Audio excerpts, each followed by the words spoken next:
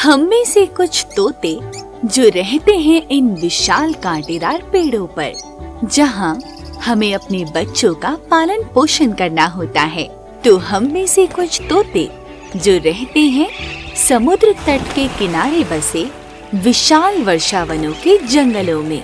हम सभी तोतों का व्यवहार और खान पान अलग अलग जगह के हिसाब से अलग अलग होता है। हम में से कुछ तोतों की लाइफ काफी संघर्ष भरी होती है, तो कुछ तोतों को बिना मेहनत किए ही सब कुछ मिल जाता है। हम सभी तोते जब नीले आसमान में हवा के साथ उड़ते हैं तो हम काफी अधिक खूबसूरत लगते हैं, लेकिन कुछ के लिए हम बस खिलौना बन जाते हैं। वहीं कुछ लोगों के दिलों में होता है हम पक्षियों के प्रति बहुत सारा प्यार। आज हम सभी खूबसूरत जंगली तोते एक लंबी उड़ान भरकर अपने जंगली जीवन से आपको रूबरू करवाएंगे।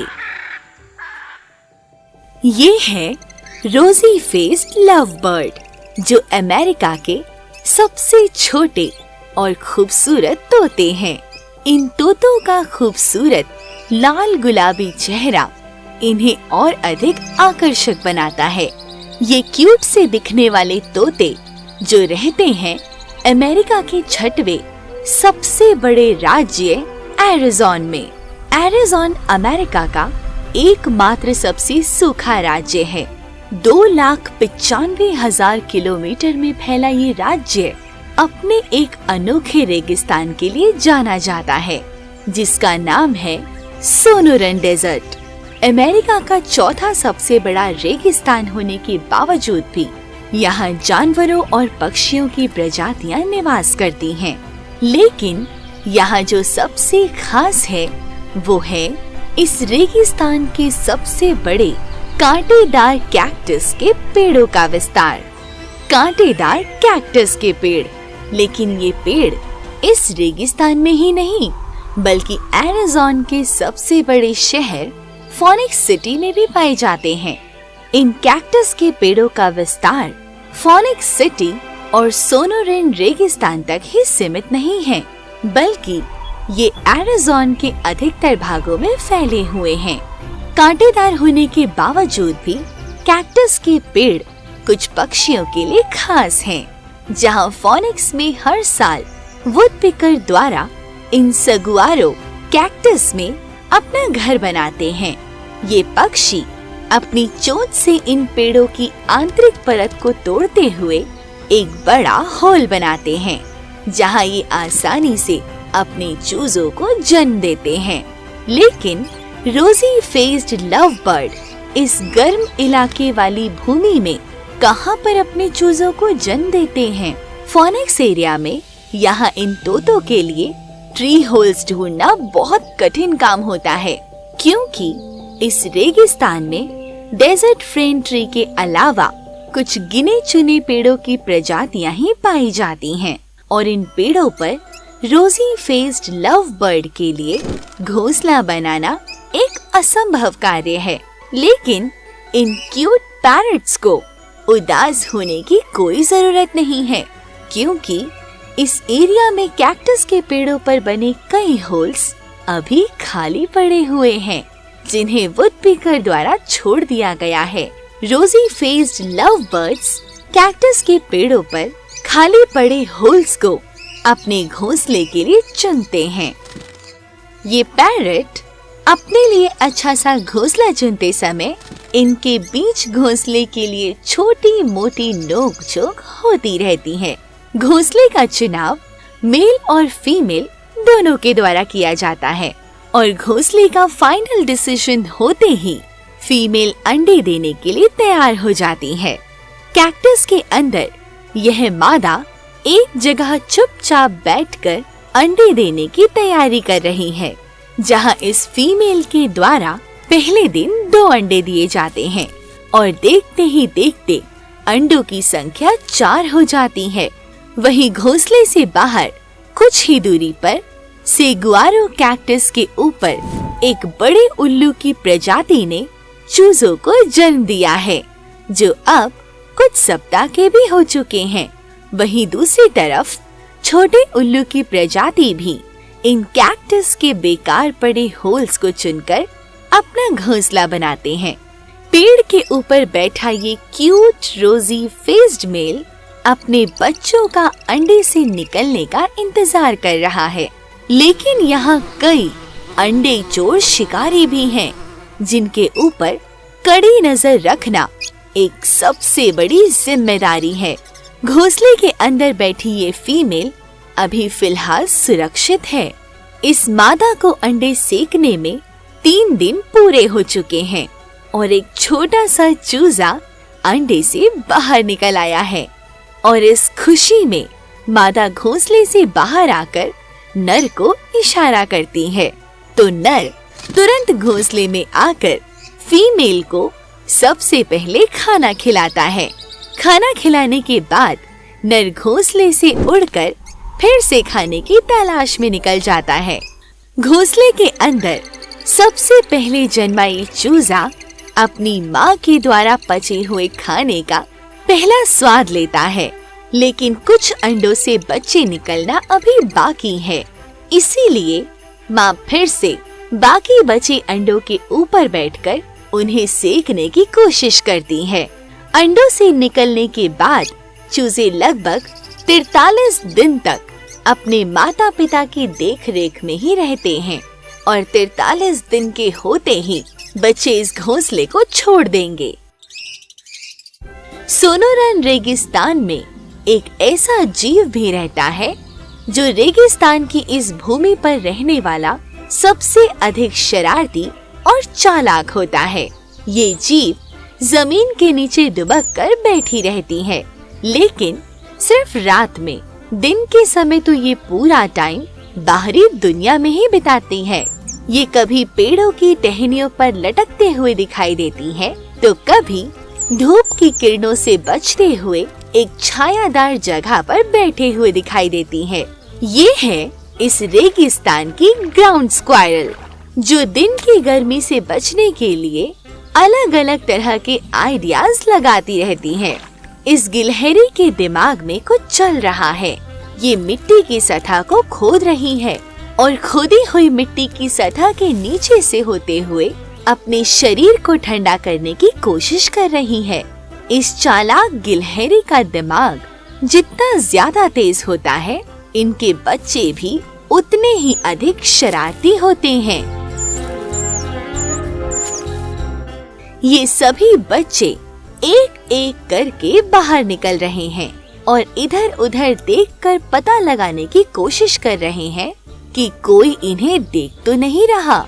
शायद अभी तो इन्हें कोई नहीं देख रहा, लेकिन इनको यह नहीं पता कि कैमरे की नजर उनकी सभी हरकतों को रिकॉर्ड कर रही है। खैर, इन बच्चों को तो अभी कैमरे से कोई मतलब नहीं है, क्योंकि इन्हें लगी है बहुत तेज भूख, और जब पेट खाली होता है तो फिर एक ही बात दिमाग में घूमती रहती है, और वो है स्वादिष्ट खाना। इन गिलहरियों के लिए स्वादिष्ट खाना सिर्फ पेड़ पौधों की पत्तियां या फिर फूल ही हो सकते हैं। कुछ बच्चे पेड़ों के नीचे गिरे हुए फूलों को खा जाते हैं, तो कुछ बच्चे एलोवेरा की पत्तियों को खाना पसंद करते हैं। लेकिन बच्चे माँ की नजरों के सामने ही रहते हैं।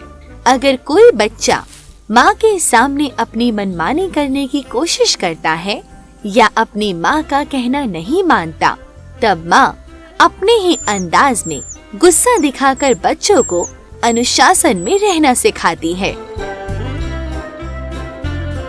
हालांकि कैक्टस की कुछ छोटी प्रजाति के पौधे भी इन गिलहरियों द्वारा खाए जाते हैं, और अगर आसपास डेजर्ट ट्री मिल जाए तो उनके पत्तों को खाकर भी पेट भरा जा सकता है।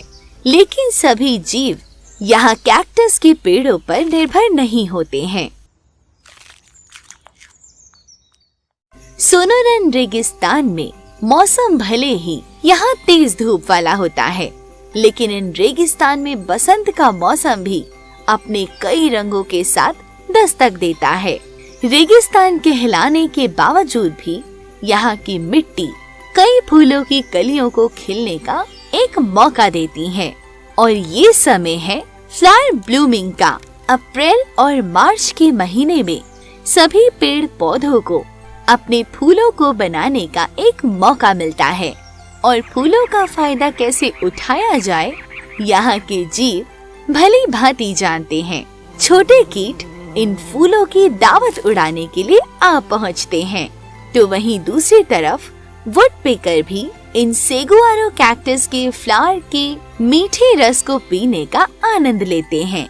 लेकिन रोजी फेस्ड लव बर्ड के लिए फूलों का ये मौसम कुछ ज्यादा फायदेमंद नहीं होता है। लेकिन इन तोतों की चोंच का शेप ऐसा होता है कि ये तोते इन फूलों के अंदर मीठे रस को निकालने में असमर्थ होते हैं। फूलों का रस ना सही, लेकिन फूलों के बीजों को तो ये आसानी से खा सकते हैं। और इन तोतों को सबसे ज्यादा पसंद होता है सनफ्लावर के बीज।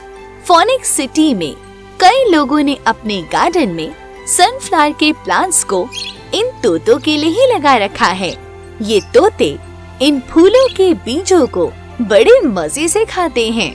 प्लांट्स में फ्लावर इतने ज्यादा होते हैं कि इन तोतों को ये समझ ही नहीं आता कि कौन सी फ्लावर के बीजों को खाया जाए। लेकिन फोनिक्स सिटी में सभी लोग गार्डनर्स नहीं होते हैं और जहाँ सनफ्लावर के गार्डन नहीं होंगे तो वहाँ इन रोजी फेस्ड लव बर्ड्स के लिए फूलों के बीज भी उपलब्ध नहीं होते हैं। गार्डन में फूलों के बीज ना सही, लेकिन हैंगिंग कंटेनर से बीजों को खाया जा सकता है। सिटी में रहने वाले लोग इन तोतों से इतना प्यार करते हैं कि यहाँ के लोग सीड्स और ड्राई फ्रूट्स को खरीद कर ले आते हैं और हैंगिंग कंटेनर्स में भरकर कई अपने घरों के बाहर इन हैंगिंग फीडर को लटका देते हैं, तो कई अपने गार्डन में लगा देते हैं। फोनिक्स सिटी में इन रोजी फेस्ड लव बर्ड की लाइफ काफी मस्त और मजे में होती है और इन तोतों के जरिए दूसरे पक्षियों को भी अपने पेट भरने का मौका मिल जाता है। एरिज़ोना में जैसे जैसे दिन और महीने गुजरने लगते हैं, उतनी ही तेज गति के साथ मौसम भी बदलता जाता है। मई का महीना गुजरते ही भीषण गर्मी की शुरुआत होती है और जून के महीने का आगमन इस रेगिस्तान को और भी अधिक सूखा और बंजर बना देता है। दूर दूर तक दिखाई देने वाली वनस्पतियां सूख कर मुरझा जाती हैं और वहीं सेगुआरो कैक्टस का पौधा इस गर्मी के कारण 20 से 25 सेंटीमीटर तक सिकुड़ जाता है, क्योंकि पौधे के अंदर जितना भी पानी मौजूद था वो अब सब सूख चुका होता है। तपती गर्मी के इस मौसम से सिर्फ पेड़ पौधे ही नहीं, बल्कि यहाँ रहने वाले जीव भी इस परेशानी का सामना करते हैं। तापमान लगभग 100 डिग्री फ़ारेनहाइट हो चुका है, जिसके कारण बचे कुचे पानी के स्रोत भी अब सूख चुके हैं। इस गर्मी से बचने के लिए जानवर नए नए तरीकों का इस्तेमाल करके खुद को जीवित रखने की कोशिश करते हैं। लेकिन रोजी फेस्ड लव बर्ड आखिर कैसे इस मौसम में खुद को जीवित रख पाएंगे? भले ही मौसम का तापमान यहाँ 100 डिग्री के पार क्यों ना हो, लेकिन इन क्यूट पैरट्स को इस मौसम की कोई चिंता नहीं है, क्योंकि जहाँ सिटी है वहाँ सब कुछ है। गर्मी के कारण अगर प्यास भी लगती है तो इन तोतों को दूर दूर भटकने की जरूरत नहीं पड़ती। यहाँ के लोग इन तोतों के लिए किसी बर्तन में पानी भरकर रख देते हैं। यहाँ घर की बालकनी हो या गार्डन, हर उस जगह पर पानी की सुविधा होती है जहाँ ये तोते मौजूद होते हैं। जरा यहाँ देखिए, ये सभी तोते यहाँ पानी पीने तो आए हैं, लेकिन इनके साथ दूसरे जंगली जीव भी इस फ्री सेवा का लाभ उठा रहे हैं।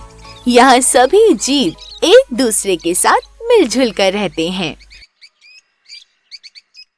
एरिज़ोना में तापमान इतना बढ़ चुका है कि ये भूमि भी अब थोड़ी राहत चाहने की इच्छा रखती है। अगस्त का महीना जैसे ही अपने अंतिम दिनों में होता है तो फिर आसमान में कई बादलों के समूह तेज गति में भागते हुए दिखाई देते हैं और फिर बिजली की गड़गड़ाहट शुरू होती है। साथ ही शुरू होती है रिमझिम करती बारिश। बारिश के होते ही रोजी फेस्ड लव बर्ड्स खुशी से झूम उठते हैं। इस बारिश से मिलता है पानी पीने का एक सुनहरा मौका। कुछ लव बर्ड्स बारिश के इस पानी से नहाने की कोशिश करते हैं। बारिश का जितना ज्यादा फायदा उठाया जाए उतना ही कम है। एरिज़ोना में मॉनसून सीजन नहीं होता है। यहाँ बारिश होती है तो सिर्फ कुछ दिनों के लिए। बरसात होने की वजह से मौसम भी कुछ दिनों के लिए ठंडा हो जाता है और एरिज़ोना में कुछ समय के लिए हरियाली भी आ जाती है। लेकिन उत्तरी अमेरिका में कुछ तोतों को बिना किसी इंसानी मदद के अपना जीवन व्यतीत करना पड़ता है और अगर मदद मिलती भी है तो वो भी बहुत थोड़ी मिलती है। ये है ऑलिव थ्रॉटेड पैराकिट जो नॉर्थ अमेरिका के दक्षिणी भाग में पाए जाते हैं। इन तोतों का विस्तार सूखे जंगलों से लेकर वर्षावनों के जंगलों तक होता है। ऑलिव थ्रॉटेड पैराकिट की कुछ अन्य प्रजातियां भी पाई जाती हैं, जो थोड़ा बहुत इनकी जैसी ही दिखाई देती है। वर्षावन के इन जंगलों में इन तोतों के पास होता है भरपूर खाना और साथ में भरपूर पानी, लेकिन तब जब मौसम फलों और बरसात वाला हो। ये है होंडुरास और कोस्टा रिका के हरे भरे वर्षावनों के जंगल, जहाँ ये तोते मजे से फलों को खाने में व्यस्त हैं। इन ऑलिव थ्रॉटेड पैराकिट की खास पहचान होती है इनकी आंखों में दिखाई देने वाला व्हाइट कलर का सर्कल। लेकिन सभी तोतों की आंखों की यह पहचान डिसाइड नहीं करती है कि ये सभी यंग हैं या ओल्ड। ऐसा माना जाता है कि जब ऑलिव थ्रॉटेड पैराकिट अपनी किशोरावस्था में होते हैं तो उनकी आंखों में येलो कलर का सर्कल बन जाता है। ऑलिव थ्रॉटेड पैराकिट का जीवन वर्षावन के जंगलों में आसानी से बीत जाता है। जब फलों के पकने का सीजन नजदीक आता है तो ये तोते अपने झुंड से कुछ अलग होकर जोड़े में रहना शुरू करते हैं और जोड़े में रहकर एक दूसरे के साथ अपने प्यार को साझा करते हैं। इन जंगलों में फल तो हैं, लेकिन तब जब तक मौसम उनके ऊपर मेहरबान है। जैसे जैसे फ्रूट सीजन खत्म होने को होता है तो ये फल भी धीरे धीरे मुलायम ना होकर कठोर हो जाते हैं, जिस वजह से इन तोतों को कुछ समय के लिए पेड़ पौधों की पत्तियों पर निर्भर रहना पड़ता है। लेकिन कुछ ऑलिव थ्रॉटेड पैराकिट अमेरिका के सूखे भाग पर भी रहते हैं। इन तोतों को यहाँ मजबूरी में कैक्टस की पत्तियों को खाकर काम चलाना पड़ता है और अगर कैक्टस फ्लावर मिल जाए तो फूलों को खाने का मौका भी नहीं छोड़ा जाता है। कैक्टस के ऊपर बना ये ताज, जिसके ऊपर मीठे रस वाले फूल कई हमिंग बर्ड्स की प्रजातियों को अपनी ओर आकर्षित करते हैं। इन फूलों के ऊपर भरपूर मात्रा में मीठा रस मौजूद होता है, जिसके लिए सभी हमिंग बर्ड फूलों के मीठे रस का स्वाद चखने के लिए फूलों के चारों ओर मंडराती रहती हैं। मैक्सिको में जब पानी की कमी होती है तो इन तोतों के लिए पानी पीने का एक छोटा सा तालाब बन जाता है, ताकि ये तोते इस गर्मी में जीवित रह सकें। मध्य अमेरिका से लगभग 15,000 किलोमीटर दूर अफ्रीका महाद्वीप में लव बर्ड्स की कुछ अनोखी प्रजातियां पाई जाती हैं, जो दिखने में होती हैं काफी क्यूट। ये छोटे तोते भी अफ्रीका के उन भागों पर पाए जाते हैं जहां मौसम गर्मी वाला होता है। ये है तंजानिया, जो अपने भीतर ऐसे दृश्यों को समेटे हुए हैं जिसको देखने के बाद अनुमान लगाना आश्चर्य रूप से भव्य अनुभव हो सकता है। अफ्रीका का यह भूभाग उन जंगली जानवरों के लिए जाना जाता है जो यहाँ हर साल बादलों के पीछे भागते हुए माइग्रेट करते हैं। यहाँ के मैदान कभी जंगली जानवरों की कदम ताल से गूंज उठते हैं, तो कभी यहाँ मैदान खाली और बेजान दिखाई देता है। लेकिन तंजानिया हमेशा से ही लोगों की नजरों में एक आकर्षण केंद्र बन रहा है। यहाँ मौसम भले ही गर्मी वाला होता है, लेकिन हरियाली भी बरसात के साथ यहाँ पनपती रहती है। पूर्वी अफ्रीका के तंजानिया में पाया जाता है यह खूबसूरत छोटा सा तोता, जिसका नाम है फिशर लवबर्ड। ये तोते कभी पेड़ों के ऊपर एक दूसरे के साथ बातें करते हुए दिखाई देते हैं, तो कभी पानी में मस्ती करते हुए। इनकी आँखों में दिखाई देने वाला व्हाइट सर्कल इन्हें फिशर लव बर्ड्स की पहचान देता है। व्हाइट सर्कल वाले ये क्यूट तोते अलग अलग रंगों में भी देखे जा सकते हैं, और जब ये ग्रुप में होते हैं तो ये काफी ज्यादा शोर करते हैं। इन तोतों को भी बहुत सारा प्यार मिलता है। अफ्रीका में रहने वाले लोग इन तोतों के लिए खाने को एक बर्तन में रखकर इन तोतों को खिलाते हैं। लेकिन जरा देखिए, ये सभी तोते कितने प्यारे लग रहे हैं। मन कर रहा है कि इन तोतों को ऐसे ही देखते रहो। पूर्वी अफ्रीका से कुछ ही दूरी पर फिशर लव बर्ड के एक खास पड़ोसी भी रहते हैं, जो तंजानिया से 3546 किलोमीटर दूर नामीबिया में रहते हैं। ये है अफ्रीकन रोजी फेस्ड लव बर्ड, जो जमीन पर पड़े साइरिंगा बेरीज को खाने का मजा ले रहे हैं। नामीबिया में इन तोतों की आबादी काफी अच्छी है, और ये तोते नामीबिया के उस एरिया में रहते हैं जहाँ खाने की कोई कमी नहीं होती।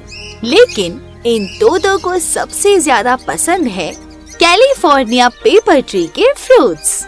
ये पेड़ सन लविंग होने के कारण अफ्रीका में आसानी से पनप जाते हैं। इन पेड़ों पर लगे बेरीज इन तोतों के द्वारा खाए जाते हैं। नामीबिया में पाए जाने वाले तोते अफ्रीका के मूल निवासी हैं। वहीं संयुक्त राज्य अमेरिका के दक्षिणी पश्चिम भाग एरिज़ोना में पाए जाने वाले ये तोते यहाँ के मूल निवासी नहीं हैं। अब आप सोच रहे होंगे कि ये तोते यहाँ के मूल निवासी नहीं हैं, तो फिर ये तोते आखिर यहाँ आए कैसे? दरअसल अफ्रीका में रोजी फेस्ड लव बर्ड्स को बेचने का कारोबार उस समय काफी ज्यादा किया जाता था। इन तोतों को पकड़कर बेचा जाता था। सन 1980 के दशक में फोनिक्स सिटी में रहने वाले लोग भी इन तोतों को खरीदकर यहाँ ले आए थे, जिनमें से कुछ पिंजरे के अंदर कैद रहते थे, तो कुछ तोते लोगों के साथ उनके रहने वाले कमरे में रहते थे। लेकिन फोनिक्स सिटी में कई लोग ऐसे भी थे जो इन तोतों को एरिज़ोना में स्वतंत्र रूप से उड़ते हुए देखना चाहते थे। इसीलिए यहाँ के लोगों ने इन तोतों को पिंजरों से बाहर निकालकर फोनिक्स सिटी में छोड़ दिया था, जिसके कारण आज इन तोतों की आबादी इस रेगिस्तान में 3000 से भी ज्यादा हो चुकी है। जहाँ कुछ जीव किसी नई जगह पर आते ही खुद को ढालने में असमर्थ होते हैं, तो वहीं इन तोतों ने ये साबित करके दिखा दिया कि ये तोते इस जगह पर काफी अच्छे तरीके से फल फूल रहे हैं। दरअसल ये तोते ऐसी जगह को पसंद करते हैं जहाँ गर्मी काफी ज्यादा होती है, और एरिज़ोना का ये भूभाग रोजी फेस्ड लव बर्ड के लिए जीवित रहने का एक परफेक्ट प्लेस है।